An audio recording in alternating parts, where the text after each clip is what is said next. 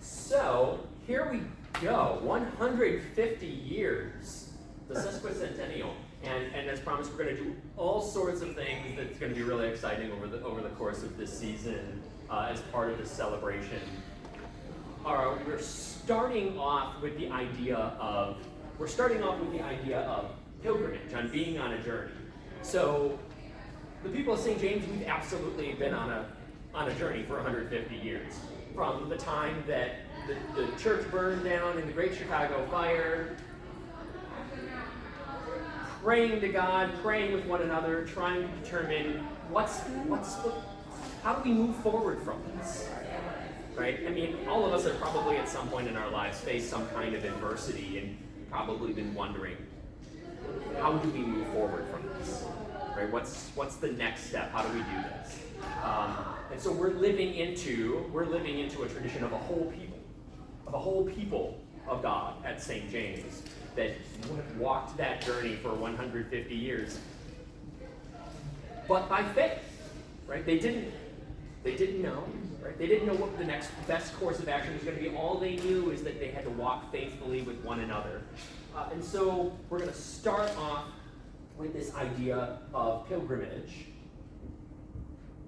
We're filling out our calendar of all the things we're going to be doing on this year-long pilgrimage we're going to be on. And as I said last week, we're going to start off, I think the logical place to start off is looking at the scriptures, looking at Holy Scripture and seeing what are some of the earliest ideas of being people that God has called to be on a journey, on a pilgrimage. And so today we're going to look at some examples in Scripture that forms the basis of why we do this, right? Why we do this, why they've done it, why we in our lives do it.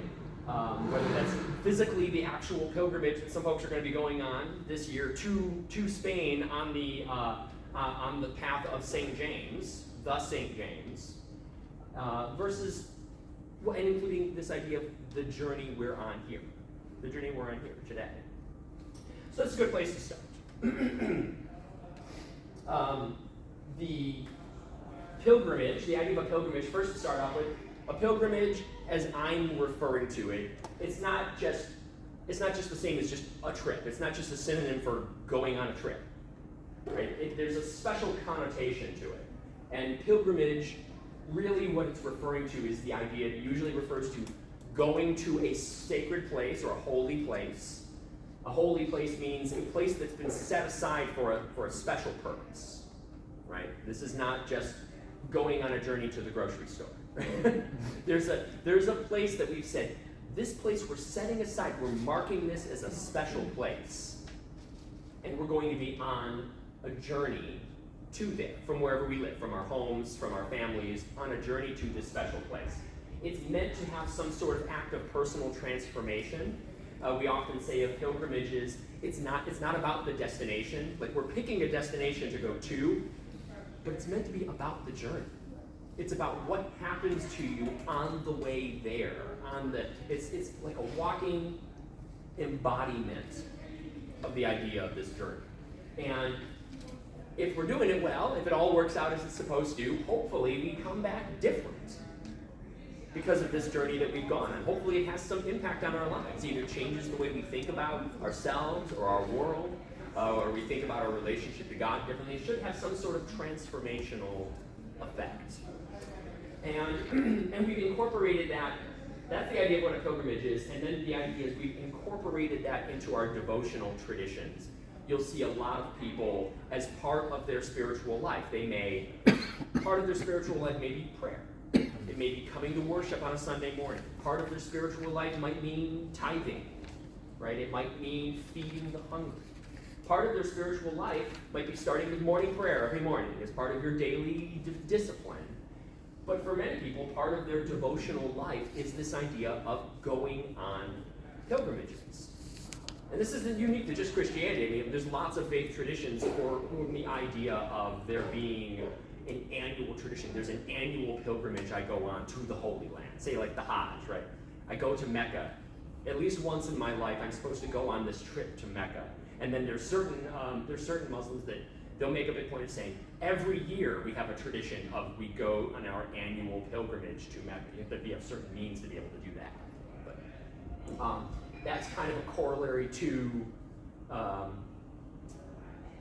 say, a lot of Christian traditions where there's the idea of, say, traveling to Jerusalem on a pilgrimage. Every year I go to Jerusalem.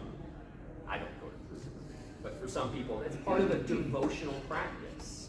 Being on that regular journey, being a part of the rhythm of my life. So it can just be a one-time thing, but it also could be a recurring devotional discipline in someone's life. I've always wanted to go travel on Paul's journey. Anybody ever do that? You can do these trips where you can go and trace Paul's footsteps. I did that for Greece. Next trip, okay.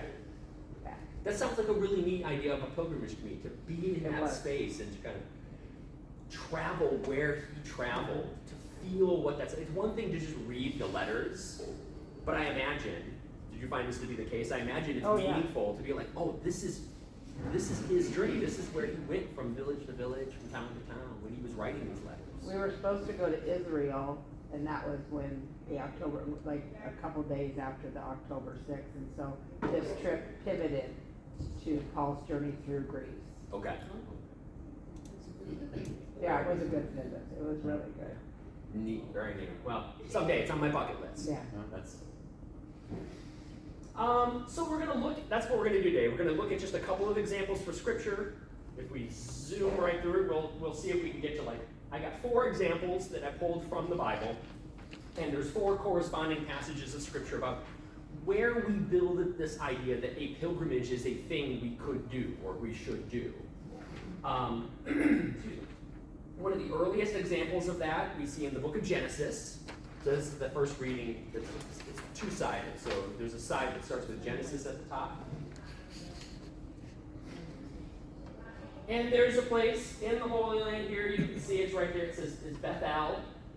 And Bethel literally, in Hebrew, Bethel literally means house of God. Bethel. And this is very early on in the tradition. So we're talking about Jacob, one of the sons of Isaac. You had Esau and Jacob. You know your background of them. They were the twins. Esau was Isaac's favorite. He was supposed to get the birthright. Even when he was born, Jacob was already grabbing onto him and grabbing onto his leg and hanging on for dear life when he was born. Or that's why Jacob refers to it, means the heel, or holding the heel. He's always right there on his brother's heel. They're twins. But he was the second twin. So I don't know if anybody else are twins, but I hear twins always talk about, yes, but I'm the first twin. Right. I'm the older twin, 5 seconds older, but I'm the older one and matters. You're the younger twin. So there was always a rivalry between Esau and Jacob. Then they had a moment. Jacob, a little bit of a trickster, stole Esau's birthright. Right? This is when Isaac was blind in old age. Jacob tricked him by putting on the fur because Esau was really hairy, and he's like, "Son, is this my son Esau?" And Jacob's like, "Yes, it's your son Esau," and stole his older brother's birthright. So Esau was really mad, wanted to kill him. Jacob fled for his life, and while he's away on this journey, you have this moment where Jacob is wandering the wilderness. He's fled for his life. He doesn't have a home. He doesn't have a people, but he has this dream. This is the Jacob's ladder thing. He has this dream about a ladder and angels ascending and descending. And in this dream, God comes to him and God assures him that he will face adversities.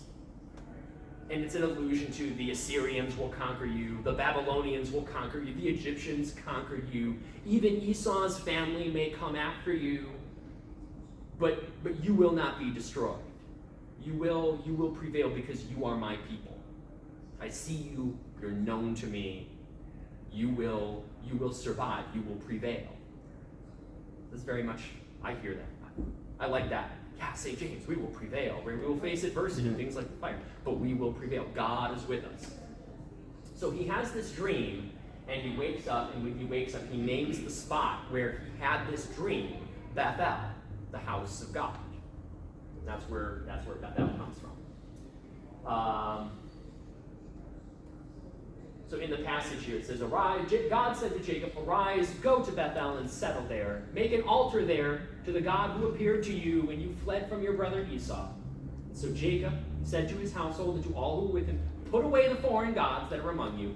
Purify yourselves, change your clothes, then come, let us go up to Bethel, that I may make an altar there to the God who answered me in the day of my distress and has been with me wherever I have gone." And then Jacob came to Luz, that is Bethel, which is in the land of Canaan. He and all the people were there with him. They built the altar called El Bethel, which is God, house of God, I think. Because it was there that God revealed himself when he fled from his brother. And this is where the naming happens. You are no longer Jacob. You shall now be called Israel. And Israel means to have wrestled with God. This is the story of him wrestling with the angel, the hip socket, getting hit in the hip socket. That's why they don't eat the meat. In the Jewish tradition, they don't eat the meat attached to the hip socket because that's where Jacob was hit in the hip socket. And God names him and gives him, says, "I'm setting you apart for a special purpose." Like a holy purpose, a sacred purpose. I'm setting you apart and I am naming you Israel because you have struggled with God. And this was so important to the people that the community still to this day is known as the people of Israel. But what does that essentially mean? To this day, it means the people of Israel. It means we are those people who wrestle with God. That's a good description for us, right? To this day, we are the people. We wrestle with God. We don't give up. God doesn't give up on us. We're in the fight. We're wrestling with God, trying to make sense of it, but God is there with us. And even when we're in our time of danger, God is present. And God says, "You be fruitful and multiply, and a nation and a company of nations shall come from you, and kings shall spring from you. The land that I gave to Abraham and Isaac I will give to you, and I will give the land to your offspring after you." So Jacob called the place where God had spoken with him Bethel, house of God. So it may not be entirely surprising that part of a tradition that came from that was people who make a point of traveling to Bethel. Now, why would they make a point of traveling to this place? I'm going to make the argument because it feels like it's a way of connecting to this story, right? If in the tradition, if you are living anywhere around here and you're wrestling with God and you're trying to make sense of who you're called to be, and maybe you even feel in danger and you don't know the future. Maybe part of what brings you closer to God and connects with you is the idea of going on a trip to this place where Jacob had that dream, where he wrestled with God, and God said, "You're my people. You wrestle with me, you're my people. And you will be fruitful and you will multiply." It's a way of connecting to that story. And so very early on, this is early Bible we're talking about. Early in the story, we already have a people that have connected to this idea of going on a journey to somewhere to connect to that story. Questions, thoughts? Well, I think along with connecting with God, it's also connecting with all the other people who have made the pilgrimage. Sure. Yeah, all those who have also done it, for sure. So, okay. Another place. The book of Samuel. 1 Samuel, chapter 1. So this is the very beginning. So if you're looking at the historical books, you've got 1 Samuel, 2 Samuel, 1 Kings, 2 Kings. So this is early on. This is pre-King David, pre-Solomon, pre-King David.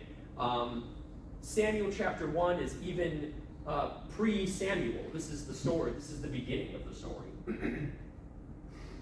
You've got a place. It's referred to as Shiloh. It's connected to this story. There was a certain man of Ramathaim whose name was Elkanah, son of Jeroham. He had 2 wives. The name of one was Hannah. The name of other was Peninnah. Peninnah had children, but Hannah had no children. Now this man used to go up year by year from his town to worship and sacrifice to the Lord of hosts at Shiloh. So year by year. So he's already doing a pilgrimage here. Every year he's going.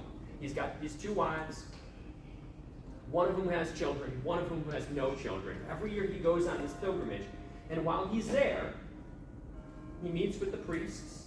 And on the day when Elkanah sacrificed at the temple, he would give portions to his wife Peninnah and to all of her sons and daughters. But to Hannah he would give a double portion because he loved her, although the Lord had closed her womb.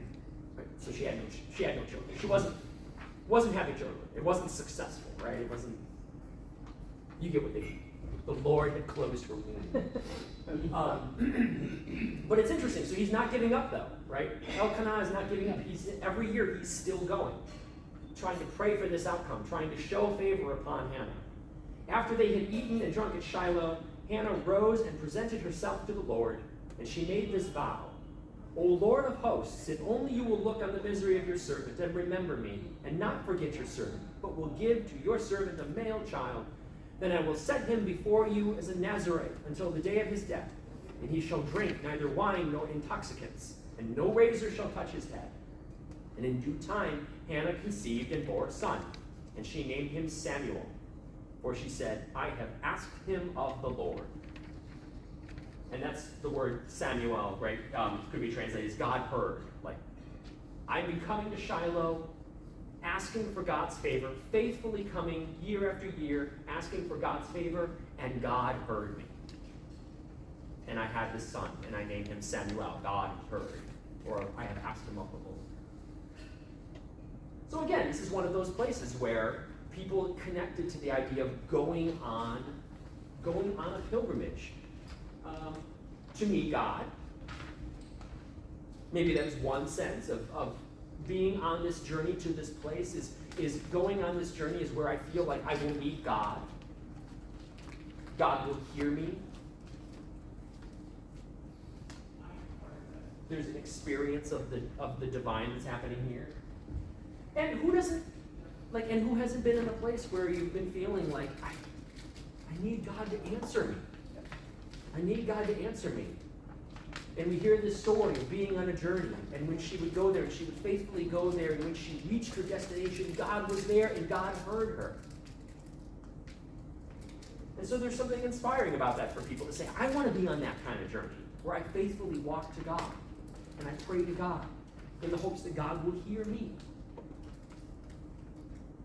I hope not in the sense of it being like a magic trick, right? Like if I will do this thing, God will grant my wishes, right? Not in like a genie kind of way. God will grant my wishes if I go on this journey. But rather, I think it touches on something within us to be people who feel like if there's this thing we can do, and God will hear me, then that's me. Thoughts about Shiloh, Samuel. And of course, this kicks off the whole thing about that Samuel will go, and Samuel will be the one. Samuel will be the one who grows up. This is he becomes a servant of Eli, right? Samuel keeps waking up thinking he's hearing God, and he keeps thinking he's hearing Eli calling him, and Eli says, "It's not me. Go back to bed." And it turns out he finds out it's because God is calling him, and Samuel is the one who identifies David and says, "You will be the king. You will be the king of Israel." So there's an interesting sort of double entendre there. So not only did God hear Hannah and grant her a son, but then Samuel, God heard, actually is what Samuel is doing. He can hear God.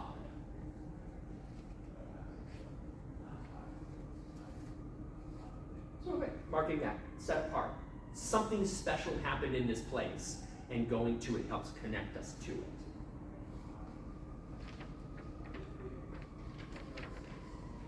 Gilgal. Okay, so we've got, let's see, where we go. We got Bethel. We've got Shiloh. We're coming over to Gilgal. These all seem pretty close together, but at least for the time being, that's because this is the world we're hearing of in the Bible. So they're not going to talk about Bangkok or anything anytime soon. Right? This is the world they live in. So this is where the special places are. So you've got Gilgal. If you flip it over, now we're looking at Joshua. This is Joshua chapter 4. So what's happened here, you've got the book of Joshua. So, excuse me, you had the Exodus. Moses led the Hebrews from their slavery in Egypt, led them out into the wilderness in the promise that God had said, I will lead you to the promised land where your people will prosper. And it says they journeyed for 40 years. Took them a while to get there. But there's a pilgrimage for you, right? They were on a journey for 40 years. And it's not that big. And it's not that. You've got to think they had to have gotten turned around and retraced their steps at some point, because it doesn't take 40 years to cross that place. Nevertheless, so where you are in the story here is they've reached the land of Canaan. They have to cross the Jordan River right here. They're going to cross the Jordan River. And when they cross the Jordan River onto the other side, that's where Gilgal is. So if they cross the shore onto the other side on their way, and they're on their way to Jericho, that will be the whole falling of the walls of Jericho and all that. We're not there yet. Where we are now is they've been on 40 years of journeying. They've reached the river.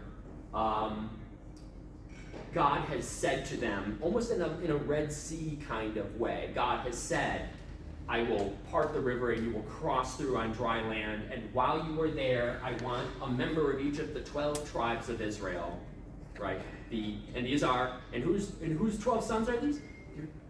They're Jacob's 12 sons, right? That's Jacob again. Right? Jacob has had these 12 sons, and each of them will be named for the tribes of Israel, except for Levi. Poor Levi. But he says that each of the tribes of Israel take one of the stones from the bottom of the now dry riverbed and carry it out with you, and you'll plant these stones. And this is what Gilgal actually means, is like a circle of stones. And we're going to mark this place with these stones that could have only come from the dry riverbed, that could only be out of this bottom of this river, but by a miracle. And we're going to show this miracle by walking onto the other side on dry land and placing these stones and remembering what God did for us, to bring us in safety and dryness to this place. So when the entire nation had finished crossing the Jordan, the Lord said to Joshua, take 12 stones from here out of the middle of the Jordan, from the place where the priest's feet stood, carry them over with you and lay them down in the place where you camp tonight. Joshua summoned 12 men from the Israelites, one from each tribe. And Joshua said to them, pass on before the ark, the Lord your God, in the middle of the Jordan. Each of you take up a stone on his shoulder, one for each of the tribes of the Israelites, so that this may be a sign among you. When your children ask in time to come, what do these stones mean to you? Then you shall tell them that the waters of the Jordan were cut off in front of the ark of the covenant of the Lord. When it crossed over the Jordan, the waters of the Jordan were cut off. So these stones shall be a memorial forever. On that day, the Lord exalted Joshua in the sight of all Israel, and as they stood in awe of him, as they stood in awe of Moses all the days of his life. The people came up out of the Jordan on the 10th day of the first month, and they camped in Gilgal at the eastern border of Jericho. Those 12 stones, which they had taken out of the Jordan, Joshua set up in Gilgal, saying to the Israelites, when your children ask their parents in the time to come, what do these stones mean? You shall let your children know. Israel crossed over the Jordan here on dry ground. For the Lord your God dried up the waters of the Jordan for you until you crossed over, as the Lord your God did to the Red Sea, which he dried up for us until we crossed over, so that all the peoples of the earth may know that the hand of the Lord is mighty, and so that you may fear the Lord your God forever. So are those 12 rocks still there? Are there 12 rocks that symbolize the 12 There might rocks? be 12 rocks there. Are they the? There's lots of disagreement. And actually, there's several other areas that are also Okay. referred to as Gilgal that Okay. also have stone circles. They're like Stonehenge kind of thing. Gotcha. Was curious. But it's a good question, because you can actually find a map of like, these are the 12 places that have been called Gilgal, and they're like, look, that's one of the stones. And of course, this is the book of Joshua, and so is this historically factual? Like, probably not. There's no archaeological evidence to suggest that this actually happened in this way. But there's a truth in it. This is always my pitch of, even if it's not factual, it's truthful. That's what I always said, the difference between fact and truth, right? Is the meaning behind it is to say, God helped us. God spared us on this journey. God brought us in safety to this place. It could have only been through the help of God. And we want to mark this and say, this matters, and we want to hand it down to our children and tell our children about this journey so they can come to this place and they can remember that God is mighty. God did this thing for us. God saved us. God is mighty, and we can always come back and we can remember that. And so there's a pilgrimage aspect of the remembrance, of the going and walking the journey, like the Paul journey. There's an act of going and walking the footsteps of your ancestors and remembering what God did for them. By extension, hopefully, what God is doing in us. Right, here we are, the people of St. James, in 2025, walking on a faithful journey and needing to remember, sometimes, needing to remember God is mighty. So we're not going to go to Gilgal for our pilgrimage, but we're going to go to St. James instead. But I hope, my pitch is, I hope you can see why this would be something that would feed into that idea of being on a journey to a thing that helps connect us to our past generations, that past promise of God.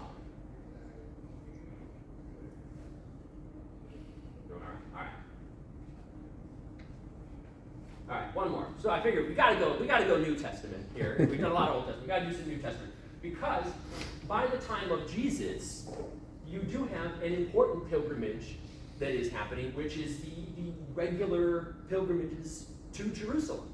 This is something you're very much hearing in the gospel story, right? Part of why Jesus is on his journey to Jerusalem is this is a part of the faithful practice of going to Jerusalem. There's the three occasions of the year, the Passover, the Sukkot, Shavuot, Sukkot, and then and the Passover. 3 times a year where they're holy days in the Jewish life, and if you can, by any means, if you have the ability to go and mark that time in Jerusalem, is a special devotion. And so part of what's happening in the whole gospel story is this idea of saying, and Jesus set his face to Jerusalem. And the whole thing that plays out of his betrayal and his arrest, it all plays out while they're there on their pilgrimage to celebrate the Passover.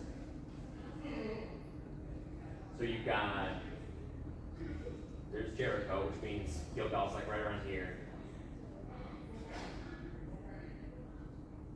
It's all kind of in this area. You've got Jerusalem. And Jesus, he's from up here. There's Nazareth. And he was among the people of the Galilee. Like this was his neighborhood, right? And this is where he did most of his earthly ministry, is up here, baptized in the Jordan River. That's this river, right? Not where they crossed in Joshua here, but way up here, the Sea of Galilee, where he would travel back and forth and teach on both sides of the banks of the Sea of Galilee. Until he said, it's time for the pilgrimage. It's time for us to go.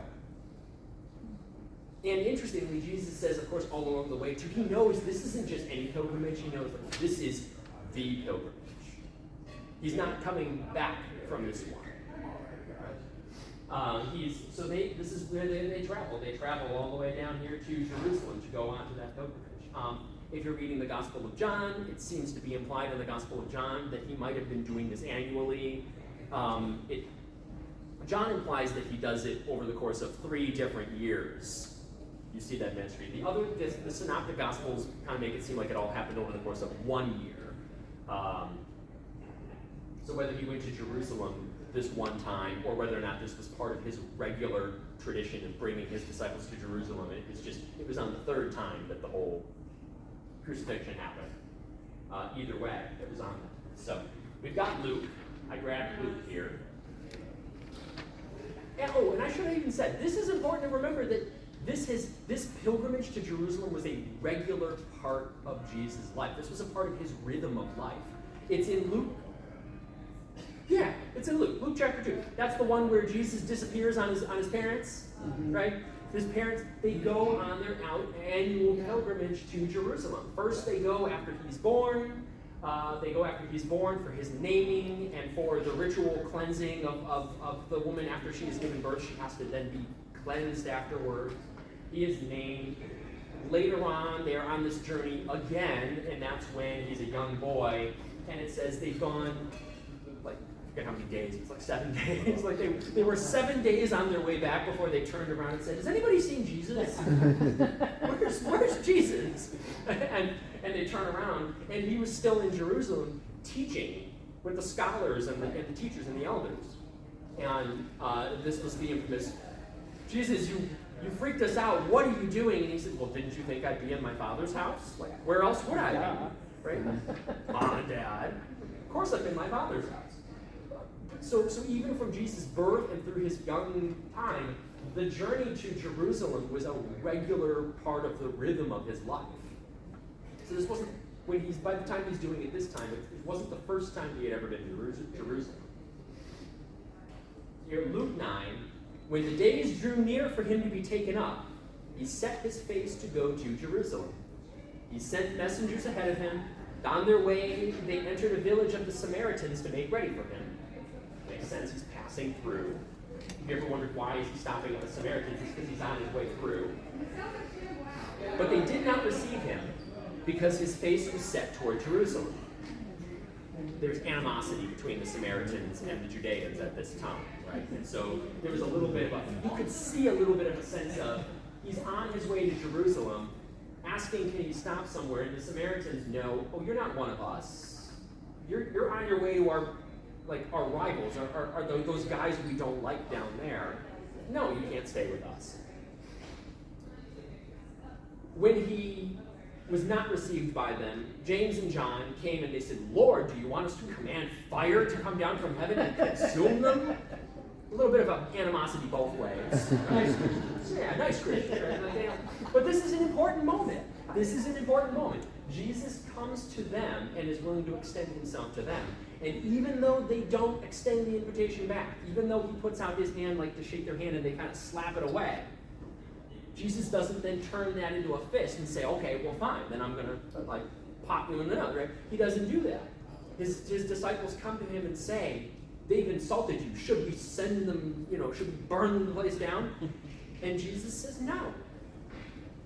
They went on to another village. As they were going along the road, someone said to him, "I will follow you wherever you go." And Jesus said to him, "Foxes have holes, the birds of the air have nests, but the Son of Man has nowhere to lay his head." Another said, "I will follow you, Lord, but first let me say well to those at my home." And Jesus said, "No one who puts his hand to the plow and looks back is fit for the kingdom of God." That's a lot, right? So what does that mean in terms of the light of thinking about pilgrimage? Well, They're not always easy. they're not always easy. We're probably not doing them because they're easy. Right? If it was just like going to the grocery store, there wouldn't be any value in the journey, right? Jesus is quite literally saying something that's true. If he allowed himself to be turned and distracted by every little thing on the way, he'd never get there. I mean, part of what it sounds like he's harsh where he's saying, no one who turns away is fit to follow me. He's just very factually describing, if you keep turning away, you'll never get there. That's why he sets his face to Jerusalem and won't let things dissuade him. He's not going to get distracted by the Samaritans not being nice to him. He's not going to get distracted by the cares and concerns of the world. He has a goal in mind, and he's dedicated to getting there, and he's not letting himself get drawn away and distracted. So there's something about the pilgrimage there. when y'all are on your way, if you keep getting distracted by every little like sideshow opportunity, point of interest, you'll never get there, right? There has to be a certain amount of focus and dedication and actually like discipline in saying, I am committed to this journey and I will see it through. I think that's certainly something that people St. James demonstrated here. If they were trying to rebuild, right? It's a different way of looking at this though. If you look back, it's, and speaking as a Camino veteran, Sure. looking back is important because you look back and you see, oh my gosh, I walked over How far the you mountains, and it's like, holy smokes. And also looking back to make sure you don't forget anything whenever you stop. It's an important thing to do. So I would take issue with Jesus All right. here and say, no, you should look back. Because it's strength, it's Not to dwell on it, but to learn and to be amazed. It's like, oh, this is not something that I did on my own. This is what God has accompanied me through the past. So fair enough. So, Fair enough. You're right. We should probably draw a distinction. Yes, I would say Jesus. So what do you mean by that, Jesus? Let's talk a little If he- more. Because for me, that's an important part. Right, and I think, and you're right. There's a big difference between looking back to appreciate where you've been and where you are now versus looking back because you're getting distracted by other things. Like those are two very different looking backs, right? Right. So When to you that end. track that you get accomplished, and when it's looking back to admire what has been done. Well, and if stopping and looking back is making you like stop or question it, keep going. I mean, if it's an obstruction, if it's getting in the way, that's not good, right? But I hear what you're saying again about saying also there's a point in being able to look back and really appreciate the journey you've been on. As we've been saying, it's about the journey. It is. You know? And if we look at the gospel is a huge amount of the gospel is really it's the story about what happened on the journey. It's what happened along the way to Jerusalem. That's a huge part of the gospel, and not just getting there. So all of these are, opportunities for us to look at examples in Scripture. There's plenty of others. There's lots of examples you could find, but examples of what's the value in saying we've set our minds towards something, and we're going to be people on a journey to get there. And maybe it's to connect us to our heritage. Maybe it's to have a transforming experience. Maybe it's just to remind us of God being present, God's promise. Maybe it is an opportunity to look back and see what we accomplished together. There's lots of reasons for doing it, but as I said at the very beginning, hopefully, when you've done it, you should come back a little different. Right? You should come back a little bit different. It should give you a perspective on things that's a little bit different. So looking forward to when our pilgrimage folks go on their pilgrimage and come back and let us know how you're thinking about things differently. when do you return? I return the 28th. Next Sunday, Stephen Bouzzard is going to be with us. Canon Bouzzard is going to be here for the forum next Sunday to be talking about some of the musical traditions at St. James and that journey we've been on. So he's fitting us into his busy choir schedule. He's going to take a day off from rehearsing with the choir to come on and be with everybody here. So not one to be missed, because it's always good to hear from you. Otherwise, everybody, Thank you. Thank you. stay on the journey. Stay on the pilgrimage. Thank you.